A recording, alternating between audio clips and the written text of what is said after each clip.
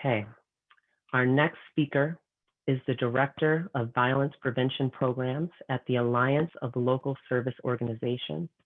His expertise lies in the creation and development of youth-based programming. His work impacts the community through job training, mentorship, case management, and conflict resolution. He is a certified domestic violence advocate and is here tonight to educate us on how we can become more engaged. So please help me in welcoming George Matos. Thank you, and good evening, everyone. I really appreciate the time and the invite, and so I'll be brief, but hopefully impactful. So I'll just jump right in. My name is George Matos. I'm the director of our violence prevention at also. We are working predominantly in Humboldt Park and on the northwest side of Chicago. And our unique approach to reducing gun violence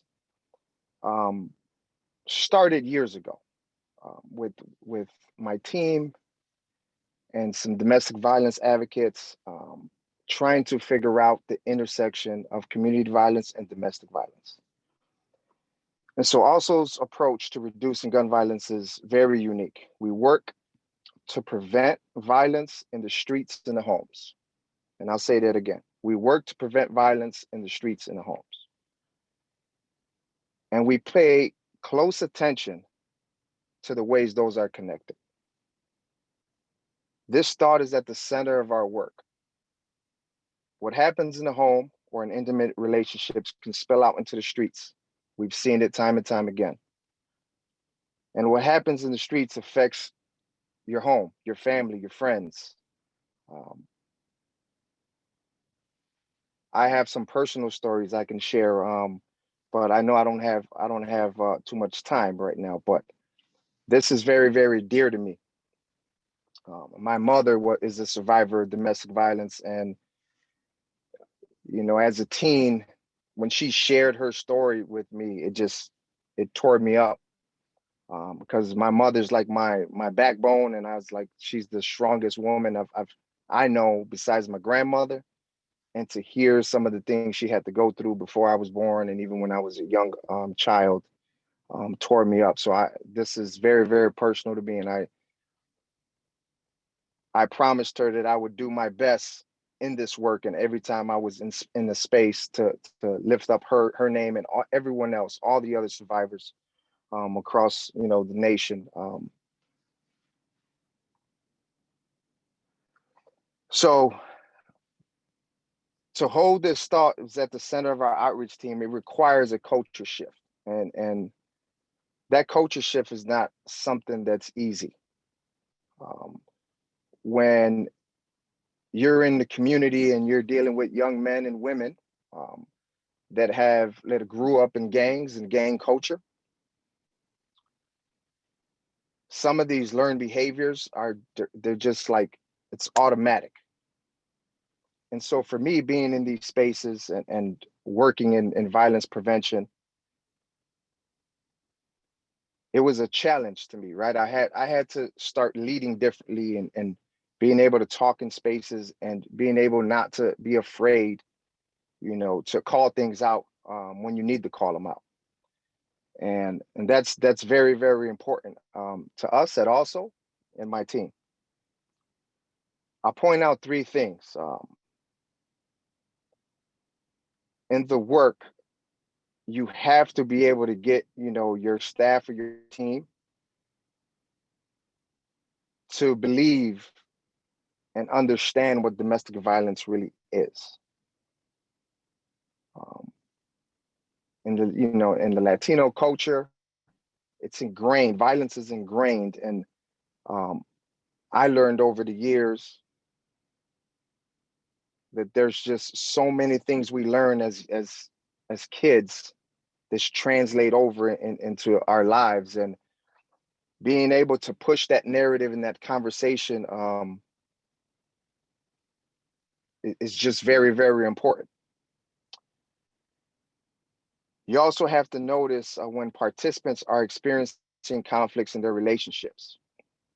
And be able to be there for them and say something. Years ago, I want to say in 2009, I was having a conversation with my team, and I remember specifically one of my outreach workers telling me, that's not my job. I'm hired to reduce shootings and homicides. And that was a light bulb for me. And ever since then, me and my team and our executive director, Lori Crowder, have been working tirelessly to educate our staff, to get them trained, and really to change, again, that narrative and to push. Because any act of violence is violence, right? And someone shouldn't be working a job and saying, oh, well, I only do this, or I'm going to stay in my lane over here and not challenge or say anything. The third one is to really model, what healthy manhood looks like with my team. And I have a big team of, let's say right now we're at 36, 25 outreach workers and case managers. And I try to model all these things every single day.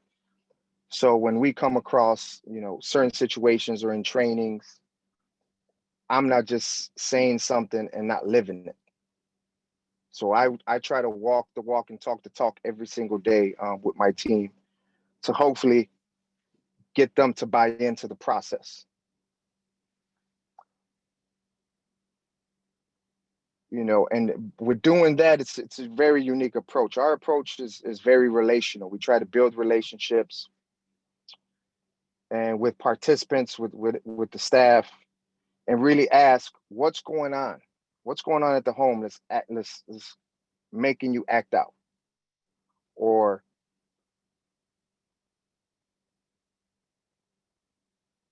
not want to say something. So today we have this unique and innovative project that I want to speak about really briefly, which brings our street outreach team, a domestic violence agency in Homo Park, and we have a partner, a legal partner. And so we've collaborated with CAWC, a domestic violence agency, as a referral source for people experiencing violence in their relationships. We're doing street outreach to link people to services who wouldn't otherwise call a hotline or even call the police. And I'm very, very excited with this new innovative program that we're doing, because day in and day out, our street outreach team is on the ground in the communities. And what we've seen is when community violence, domestic violence, when they intersect, sometimes people don't know how to identify those, number one. And number two, they're not calling for help. So what better way to try to build these relationships and offer those resources and connecting them? So we just started this program, and hopefully next year I can, come back and report success and say we've been able to connect at-risk and in-risk folks in the community that typically don't make these phone calls and these connections to services. So with that, I'll end there. And again, just really appreciate the time. Thank you. Thank you so much, George, for taking the time to be here with us tonight and sharing your personal story and all the work that you and your teams are doing to keep our streets and our communities safe. We appreciate you so much.